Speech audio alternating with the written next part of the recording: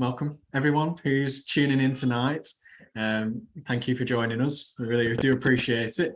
My name is Matthew. I'm the Associate Director at the Museum and Archives of Rockingham County. I'm sure most people are pretty familiar with Zoom, but this is a Zoom webinar, so you should only see 4 people at the moment. I will be introducing our Executive Director first, and it's my pleasure to introduce CJ Idle, who hails from Kernersville and holds a History Religious Studies degrees from NC State, a master's degree in anthropology from East Carolina University, and a Museum Studies graduate certificate from the Harvard Extension School. He's also a registered professional archaeologist and currently the Vice Chair for the Forsyth County Historic Resources Commission. And in the spare time, obviously Executive Director for the MARC. And it goes without saying that the MARC's, very excited to have CJ as part of the team.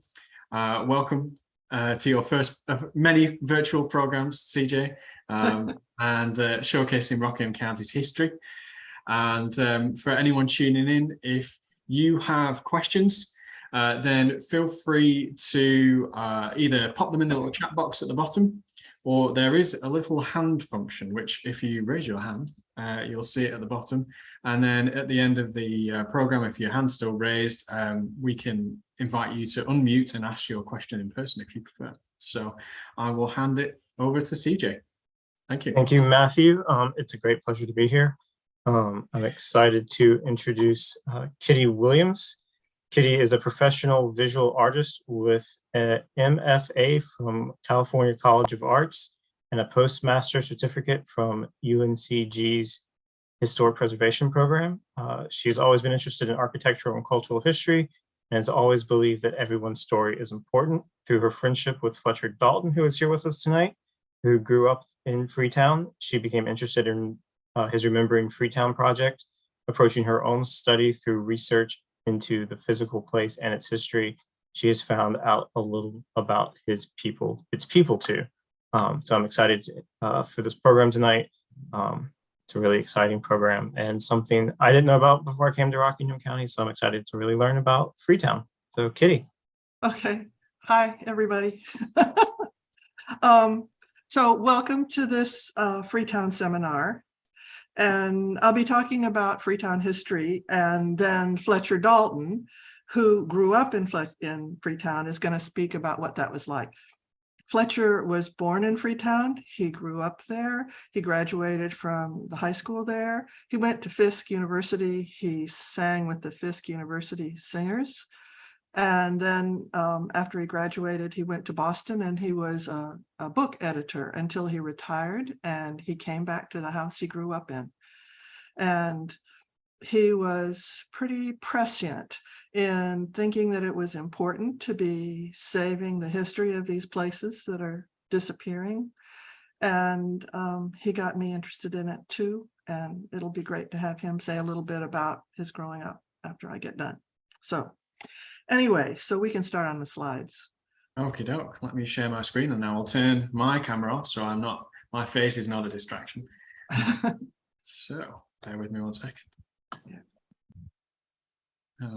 Okay. So I hope everyone can see the screen. Please let us know if you can't. Yeah. Okay, so this is about recovering Freetown. It's about trying to bring a place to life, even though it's not all there anymore. So you can put on the next slide. Okay, so there have been many Freetowns in the South.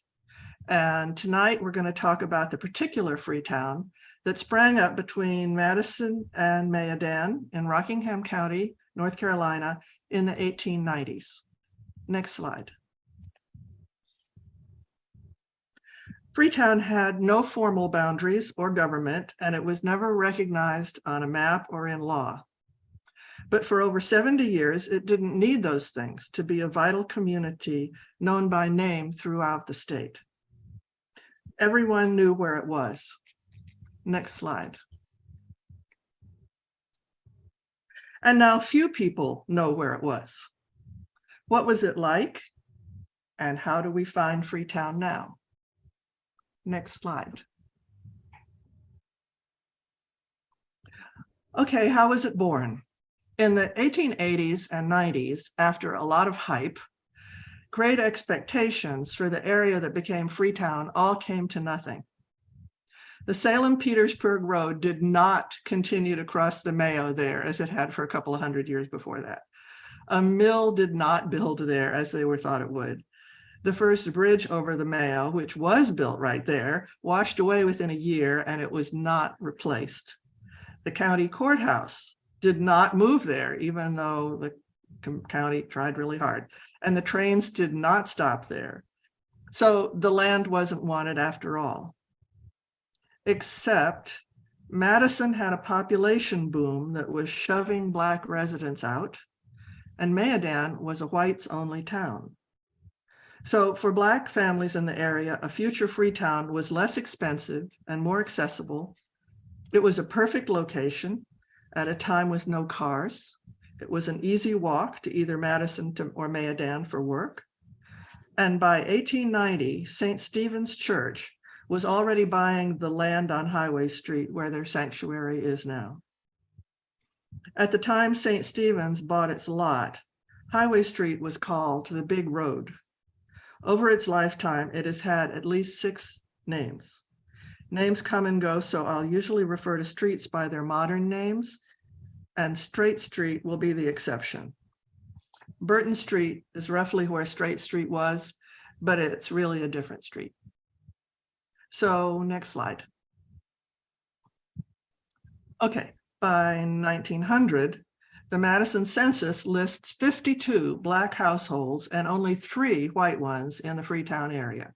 And that is from close to brickmaker James Foust at the south end, north to drayman Anderson Scales on Ayersville Road. By 1904, the name Freetown was already well accepted, as Bob Carter found it casually mentioned in a 1904 Reedsville Review article about a train derailment. This slide shows a section of the 1910 rural delivery map, and it shows the little white dots. There's over 40 households, plus St. Stephen's Church getting mail in 1910. And it doesn't even include all the houses, because the houses in South Freetown got their mail from the Madison Post Office. And so there's no little dots down there for them. Next slide. Okay, by 1902, James Foust, that's his picture, was still a brickmaker, but he had also become a powerful preacher in the new Pentecostal Holiness movement of 1898.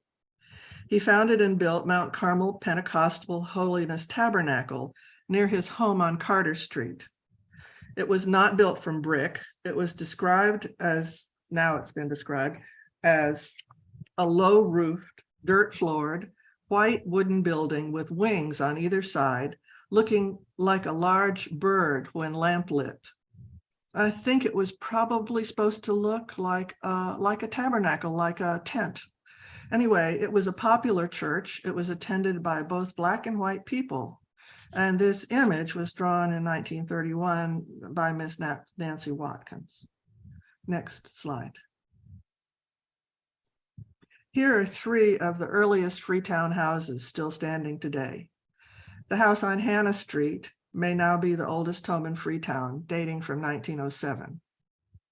The second, down at the bottom, built about 1915 on Harrison Street, has a log building, a log room inside of it, and that could actually be older than the Hannah Street house. And the third house was also built in 1915 at the corner of Pine and Highway Streets.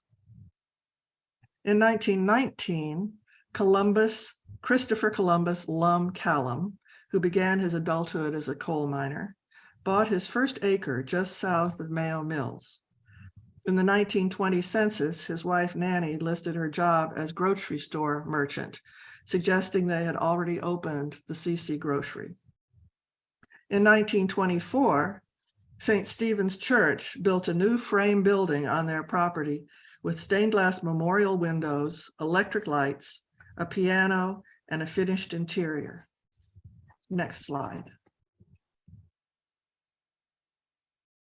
These pictures show the pre-Freetown Black Business District in Madison on Murphy Street in the area where Flynn Furniture is now.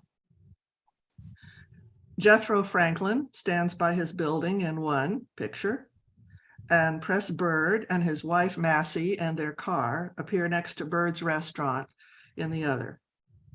Press Bird lived in the southern part of Freetown. He owned land north and west of Kamoka, along with a lot of other land. His land was west of Kamoka was along Hairston Street from Highway Street to the railroad. And this included the black ball field at the end of Hairston, and the circus would set up there too. In 1925, the whole Madison Black Business District on Murphy burned down, and Black businesses did not go back. Instead, Bird's Restaurant, Tommy Scales Shoe Store, Nat Wall's Blacksmith Shop, John Gentry's Barber Shop and Pool Room, and the Black Funeral Home all relocated in Freetown. At the same time, Anderson Scales, now 70 years old, who was a drayman at the north end of Freetown, ended his delivery business and opened his Triangle store at the intersection of Ayresville Road and Highway Street. And in the late 1920s, Highway Street was paved. It was one of the first paved roads around, and it was given the name for that while, Concrete Road number 77. So Freetown was really in business. Next slide. So what did Freetown look like in its heyday? Quite a few of the new houses people were building for themselves were small mill houses, just like those in Mayodan. Here are some surviving examples. When Lum Callum, the one on the top left is part of this thing. When Lum Callum built Straight Street, he built mill houses to rent to Black mill workers. The house on the upper right belongs to Chinita Carter and was one of the 17 Straight Street houses that Lum Callum built. Ms. Carter grew up there in that house, and when the property was sold for a shopping center in the late 1960s, rather than seeing the house torn down, she moved it to its present location on Highway Street. So that shows you kind of what the Straight Street houses looked like. And the others are all very typical mill houses. Mr. Callum also built at least 4 large brick houses, one of which was his own, in the same vicinity as the Straight Street houses. And we don't know how many other structures were his work, but he did enough building that he established his own lumber yard to save on expenses. Next slide. Besides mill-style homes, there were a normal variety of other styles. Here are 4 houses built in the 1920s and the 40s and 50s, sorry. The black and white picture of Fletcher Dalton's house was taken in the 1940s, and he is on the porch. Next slide. And what was it like to live there? For one thing, education was hard to get, as in early days, little county money went to the school. In 1930, Betsy Ann Franklin and Matilda Galloway each started libraries in their homes to supplement the Madison Colored School Library, which was about the size of a closet. It really was, I saw it.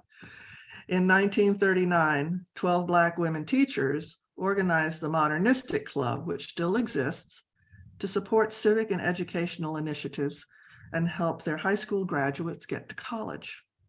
One of their major civic projects was to establish and support a real library.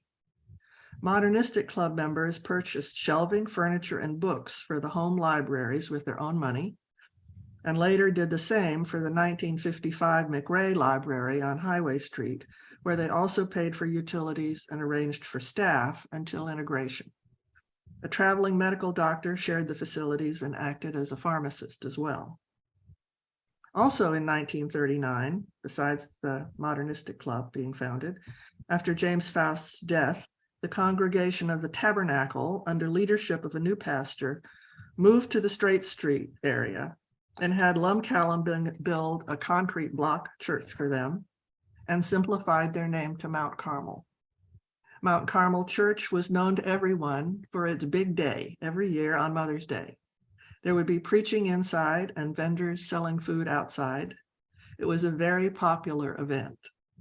Two dedicated Mount Carmel members, Robert and Effie Joyce, who actually lived in that Hannah Street house, the 1950 Hannah Street house, their house, they would periodically set up a tent on Highway Street and play guitar and sing gospel and sell stew as a fundraiser for the church and for other civic projects. Next slide. Except for Highway Street, Freetown streets were not paved until the 1950s. Up through the 1940s, unpaved streets like Straight Street and Wooten were more like paths or trails. Roads got very muddy and people would usually walk or perhaps use a mule cart. Kids could sit on a porch on Highway Street, waiting for an hour to see a car. Even by 1955, as there were more cars, streets were still dirt, and people still remember how folks driving their cars in for the big day would get stuck in the mud. Very exciting if you were a kid. In 1955, a great help in finding Freetown arrived, namely aerial photos like this one. This is a section of 1955 Freetown, and you can see the dirt roads. By now, Ayersville Road was probably paved, just very dusty. It goes diagonally from the northwest toward the center of the bottom of the picture. Highway Street is in the middle, curving a little bit. It is paved, but you can see how streaked with dust it is. Straight Street, with its 17 little houses, runs horizontally across the upper part from the left corner to the center. And Mount Carmel Church is below those. You can see this triangle of little paths going down there from the houses. On the west side there, yeah, thank you. On the west side is Wooten Street. At first, it's a wide enough street, but then it's winding its way on the way to the railroad track and the river, and you can see these little houses back there. You can see garden plots and fields all over this photo. And at the lower left is Charles Drew School. That was not built in 1950, replaced the 1924 7-room Madison Colored School. The gym was being built as this photo was taken. It's the upper part of the school down there. And here are pictures of Charles Drew School from its 1956 yearbook, The Eagle. That's the next slide. And there they are. There's a picture of the front of the building as it looked in 56 and the band. Throughout most of Freetown history, housing was scarce.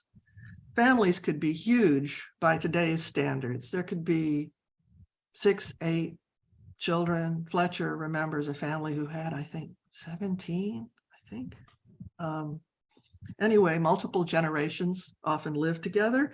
People took in boarders. Virtually all the businesses had apartments either above or behind them. The 1959 Hills Madison Maedan City Directory lists over 140 free households in the Freetown area. About 50% of households owned their own homes. While Freetown had electricity by that time, about a third of families, usually renters, still did not have phones in 1959. Often, young men left for a few years to be coal miners and then returned with their savings to start families. Until the 1960s, a lot of jobs were closed to Black workers, and even the mills only hired Blacks for menial labor. So most Freetown people in the census and in the city directory reported menial jobs: janitor, cook, laborer, maid, but such terms could misdirect from actual responsibilities. As examples, Elbert Dalton, who was a janitor at Washington Mills, handled the payroll and couriered the cash back and forth to and from the bank daily. A maid could be keeping her employers alive. Besides a regular job, it was common to have a side job. After his stint as a coal miner, Lum Callum, who was maybe the king of side jobs, always told census takers he was a cotton mill laborer. But he was a builder. He developed Straight Street. He owned a store and a lumber yard, and he gradually acquired most of the land west of Highway Street from Chief Martin Drive all the way up to Mayodan Shopping Center and west to Beaver Island Creek. In the 1950s and 60s, he sold land to the county for the West Rock Middle and Dillard schools, as well as land to private developers for 3 different shopping centers. So many men had side jobs as carpenters, plumbers, and mechanics. Women took in washing and ironing or made and altered clothes. Beauty shops could be found in even well-to-do homes. People gardened both for family and to sell produce, either to neighbors or to one of the mom and pop style stores. Someone slaughtering a cow would sell part. Children caught fish or rabbits to sell. The stores did not carry chicken much because so many people kept and sold chickens and eggs, including the Wootons, for whom Wooton Street was named. Next slide. So here are some store buildings still surviving, about the only ones. Most stores, even called grocery stores, were general store type affairs. They offered whatever was available, so merchandise varied from day to day and store to store. Stores were open evenings since people worked during the day. There were at least 5 stores in Freetown. One was Anderson Scales' Triangle Store. After his death, his son James Scales eventually left the Triangle location and built a new, more modern duplex building, which is shown on the upper left here. His Scales Superette used one side, and the McRae Black Library was on the other. Joyner's Grocery on Hairston Street is also on this slide at the upper right. We have no pictures of Kentucky Black's fruit stand, Mr. Sticklisher's store, Mount's Grocery and Produce, or the CC Grocery. The Freetown businesses pictured below include the Hayes Barbershop on the left, built around 1950, and Perry and Spencer Funeral Home, which of course is still in operation. I'm not sure where it started out. That picture, it's been at that location since 53, I think, but the building was constructed in 32. I don't know if they used it before that or not. Okay, so next slide, I think. You want to say that?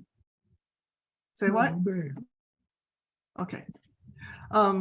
Yeah, next slide, please. Thank you. And I'm missing a page. Wait a second. Oh, yes. Okay, here we go. Sorry. Besides church events, Masonic and Eastern Star happenings, school games and events and such, Freetown enjoyed a half a dozen restaurants and clubs. There was no TV to speak of at that point, so people did other things. The D&M restaurant across from Charles Drew School, that's the one in color in the upper right, it was a teen hangout. It had good food, a soda fountain, a jukebox, and a basement floor dance hall. The Martin family who ran it lived upstairs. Another place of entertainment, LeSure's Dance Hall across from the Triangle store, had a piccolo, a jukebox with little boxes at each table where you could pick the songs you wanted to hear.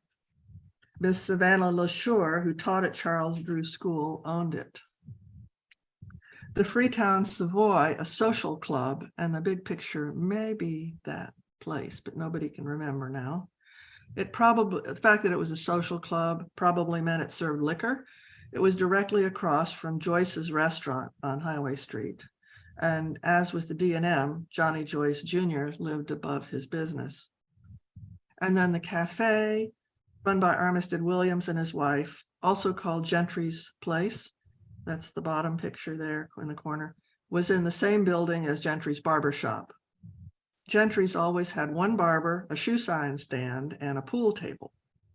Outside was a big tree where men would wait for day labor jobs and kind of hang around at night, I think, too.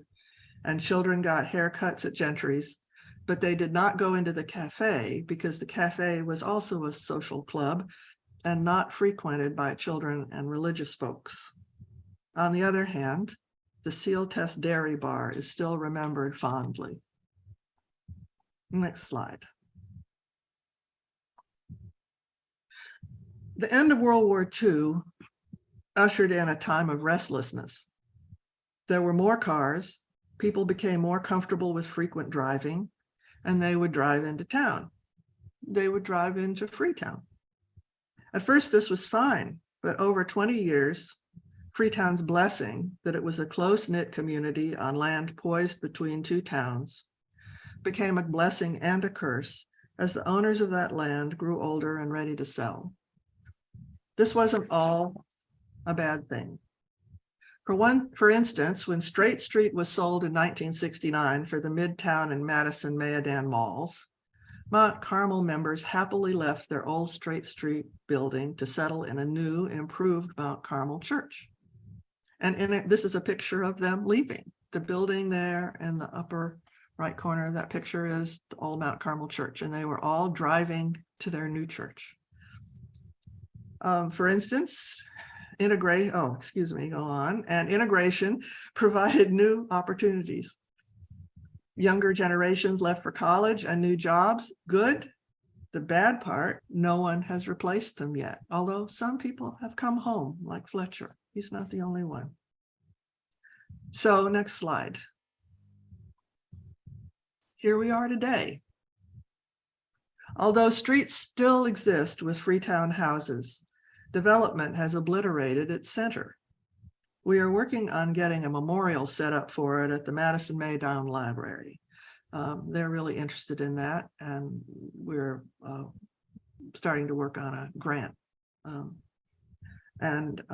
That'll help people remember. But how else can we recover Freetown?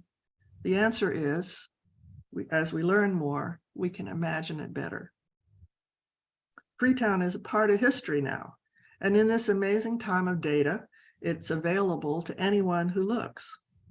There is a huge amount of information that just needs to be put together. I'm going to flip through some slides of sources I used. Okay, next one. So, MARC, of course. They have collections of items donated by individuals to the archives, including Madison Messengers back to 1937, Madison school material, including an annual from Madison School, I think. That's the old pre-1950 school. Great history articles from the Madison School Museum. The Madison School had a museum in it for a while, and there were people that saved stuff, and it's all there now at the archives. And the Comer photos, many of them have no identification on them, and we're just waiting for you to come in and tell us who all these people are. They're original maps from the Register of Deeds office. Some of them I used in this presentation.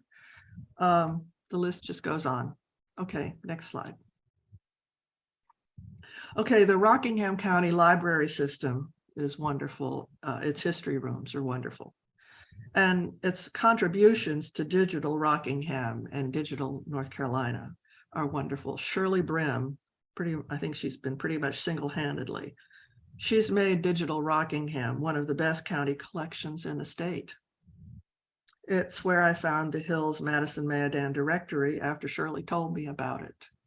And you can find a lot of maps, and you blow them up and you find pieces of Madison and Maedan on them. Okay, next slide. The RCC archives, I'm not even sure what all they have in there. It's quite large. And again, it's materials that have been donated by people who've lived in the county, stuff that belonged to their families. The books I looked at were Miss Betsy Franklin's papers. They have nine big boxes, 9 legal boxes of those. And they have a microfiche reader to look at Reedsville Review newspapers and 19th century court documents, stuff like that. So it's really worth going to. Okay, next slide. Okay, the beautiful 1955 aerial photo of Freetown and others come from a place called historicaerials.com. You can go to Historic Aerials and find aerial photos like this at various ages anywhere in the country. And they're not that expensive. I've been buying the medium size. And once you have that, you can look at where the roofs are. Then you go to the county GIS and you look at where all the houses are. And you look in the tax registers attached to the county GIS, and it tells you when those roofs were built to see whether they were the same ones you see in the aerial photo. And then if they are, you know the age of the building, generally, usually. And then you can go to Google Earth and you can find that location on Google Earth, and you can use Street View and you can find the picture of the house. So it's really fun to do that, although it sort of takes a lot of time, but it's worth it. Okay, next slide. Okay, and then there's ancestry.com. There are so many people doing really wonderful genealogical studies. And if you find somebody that's in a family that's been looked up, you can find out a lot more about that group of people. The Registered Deeds Office has all the original deeds in it that were filed, and I've done a lot with that. Clerk of Court's office has wills and things like that. And then the work and collection of other historians. These are just a few of them here in the county. Bob Carter, Charles Rodenbow, Jerry Waldrop, Fletcher Dalton, Valencia Abbott, Shirley Brim, and people who remember. I've done various interviews with people who remember Freetown, and a lot of the neat details about stuff came from them. So, final slide. The most important thing is to ask questions of the people who are there. They feel younger and happier describing their earlier days, so it's a great thing for them. And you will learn so much. And in these days of smartphones, it's so easy to record the answers and ask to see the pictures. And it's so easy to take pictures of their pictures. Their stories and pictures are the things we're missing the most. I really had to scrounge to find enough stuff to put in this presentation. I had to leave out all kinds of information and hunt for the pictures. So ask them things about stuff that you maybe wouldn't think about asking. You know, what did they eat? What was their favorite meal? Where did they get their clothes? What were birthdays and holidays like? Who were their neighbors and their friends? I can say from personal experience that if you don't ask those questions, the time will come when you'll be really sorry, because you would really love to have the answers. And if you do ask those questions and record their answers and the pictures, the whole future will thank you. And that's the end. So, okay, bye. So it's Fletcher's turn. Hello, Fletcher. Hello.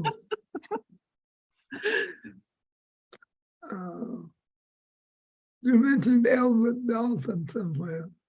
Yes, I did. He was my father. And I don't think everyone knows that. But he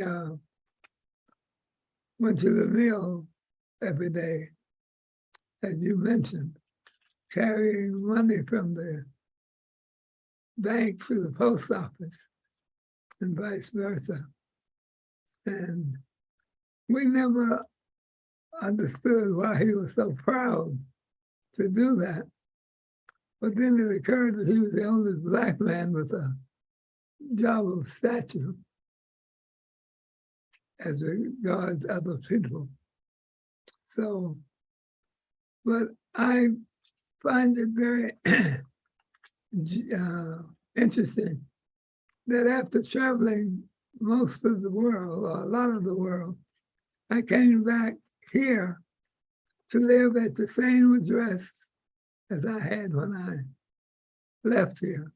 It's very surprising to come back to the same address, live in the same house, invite people to the same rooms. When you left, you didn't expect to come back here. No, because we left to get better jobs and schooling. I mean, it never occurred to us that we'd come back to be with the people who had, in a way, caused us difficulty. But there was no difficulty if you had courage and so forth. And we knew our mother and father pressed us to get good education, or at least to get as high as education would allow. My family was very close, apparently, because if you look at Beulah Baptist Church, for instance, I provided the music, the piano. My father was a baritone. My mother was a soprano. My grandmother was a soprano. Two of my aunts were sopranos. So we had a good thing going. Everything my family did was in doubles and triples.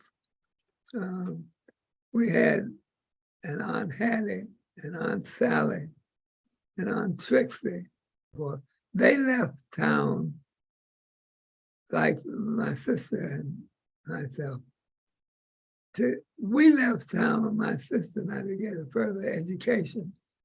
They left and went to get better jobs. The jobs in town were washing and ironing and doing domestic duties only. But when they got to Cincinnati and Chicago and things like that, they began to get better jobs. Straight Street only had jobs like window washing and so forth. But we tried to do our best. We had no way of doing washing. There was no public bathroom. There was no indoor plumbing. Who had the first indoor bathroom in Freetown? Do you remember or know who that might have been? No, but it might have been any of the domestics, because whatever was built in Straight Street was built by people that people rented. You know, if you, there might not be any public bathroom and so forth, but as soon as the owner of the home built one, then of course the next person built one too. You know? So as they saw things in the houses they worked in, they brought those ideas back to their homes that they lived in. Right. Renters didn't mind at all because the workers had to clean their houses. And then the churches got bathrooms. Now, Highway Street was paved not too many years ago. One story that I like, that I was present at, Highway was unpaved. And my mother, my sister and I went before the town board and asked if we could have this road paved. Wooten Street. Yeah. I don't remember who the town manager was, but he said, we can't do that. We can't pave that road because the law states that there has to be at least one fatality. And my mother said, "Oh, okay, I'll be the second if you'll be the first." And it didn't go over too well. And then when this road was made, it was like a death trap because the road wasn't paved, and the dust and was terrible. It's a one thing for a wagon to go on a dirt road, but it's another for cars to go on a dirt road. Yeah. What change direction just a bit? How did it occur to you to want to preserve the memories of Freetown? Well, it was a happy time. My parents and grandparents used to gather outside this front door for rides to church. I remember one day, it was hot, the dogs were panting and the people were fanning themselves, and the public would get rides or they'd walk if they could. And we were standing at the door waiting, and a lady came by and said, "Watch out, a fool is coming down the road," because we saw all this cloud of dust. And when that vehicle stopped, it turned out it was my father driving at a at a pace that you could not see. And the same lady was involved in another step. The lady across the street used to cook us pound cake every Sunday afternoon. But she began to tell us that she was losing her hand. I didn't know what that meant. I thought it was a disease or something. But it meant she was losing the ability to cake. My mother said, "Take this around the back and we'll let it cool and then we can eat it." That's what we did each week. But my sister took it around the house and put it on the fireplace. And less than 5 minutes after the lady had done her best to cook it, the dog came back with the cake in his mouth. Oh no. So you don't forget things like that. You hear that? Good. And another thing was Mr. Robert Joyce was famous because where the Black Library used to be, he would fill up a stew pot, cook a stew, and sing solos, and everybody from all around would come just to hear the sing. The whole family sang, but he was tremendous.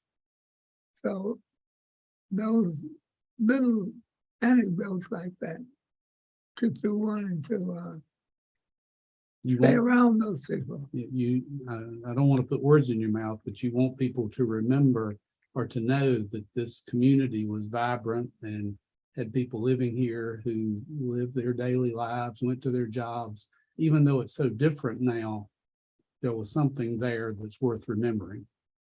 So there were lots of things going on that we wanted to keep going on. The times have changed so much. When the Black Library closed because the White Library was going to open, many books from the Black Library to the White Library. But there was a misunderstanding somehow, and all the Black books got trashed. And when they went to look for them, they were told they had been thrown out. And that was very crushing. It's quite different now. The staff is different. the people are different. Mhm, The services expanded. mhm. But it's ironic then that the Madison Med End Public Library ended up in the current one, the one that we have today, Right, is in Freetown. right. I was amazed when I came back from college to find out how extensive the services are now. You know, if you want a book from New York, you can get one. We appreciate that. And when Perry and Spencer Funeral Home was mentioned a few minutes ago, you said you knew where they started. Yeah, he started in Reedsville. He was getting business up here, you know, because you have to do whatever you have to do to get people buried. You know. The story goes that he went to embalm someone in, I think it was Long Cove, it's that north of Boston. And he didn't succeed. It was a terrible mistakes were made. And that news spread so fast that they couldn't continue. But for over 50 years, I think he's provided film. And you'd be willing to take questions from people who might be watching right now? Yeah. Yeah, there were a couple of questions. I just want to say thank you first to Kitty for that presentation. It was fantastic, and thank you, Fletcher, for sharing your memories. There were two questions that came in. I'm actually going to read Jean's first. Gina said that Fletcher had once mentioned that local schools included classes to train students to be domestic workers, and a part of the coursework included serving at occasions at homes of prominent citizens, and just wanted to know a little bit more about that. Are there classes in the Madison Colored School or Charles Drew School that taught the people of Freetown how to be domestics or some of the different domestic jobs? I don't think so. I think they came along with the cotton picking and other type jobs. Okay. Like that. I don't think they were taught to do it, but whatever they saw, they incorporated into their own lives, I think. People took domestics into their home, but I don't think they trained them anything. They usually knew more about housekeeping than people who never had to go out and housekeep. Thank you. You had your hand up, Kitty. Was there anything? Yeah. I don't know about Charles Drew School, but the Madison Colored School that was built in the 1920s, it had a room. It had 7 classrooms, and then it had a room that was called the industrial room. And that room had a stove in it, and it was used for teaching girls. I'm not sure what all they did in there. I know they taught them how to sew and how to iron and things like that. And they might have taught them some cooking. So they would have gotten some rudimentary things that would have been useful if they wanted to be domestics. And then the boys had some sort of, even when I was in high school, there were shop classes and things like that. So there was some sort of vocational training done, but I know after the which war was it? Oh, good grief! After the Second World War. Don't say World War I. No. Well, no, you're right. It couldn't have been World War I, but it's just World War II seems so recent. But yeah, it had to have been after World War II.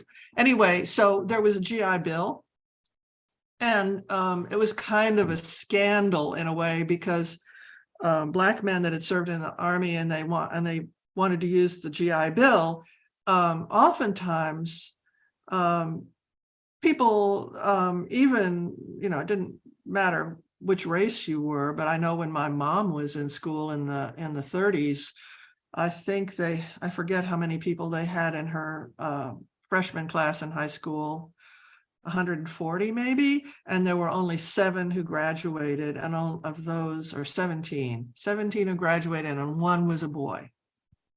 So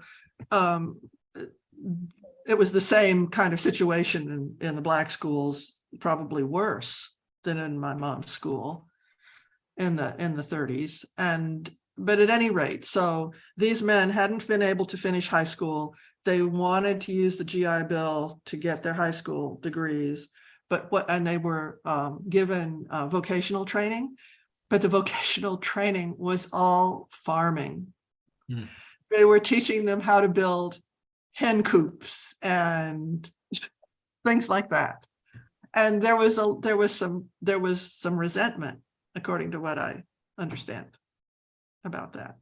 But there's photographs of them. In fact, one of the photographs I used in this presentation was a picture of some of those young men taking a vocational class. I believe I put it in there. Well, it's interesting you actually mentioned that. It kind of leads on to the second question, which was by Valencia. Okay, hi Valencia.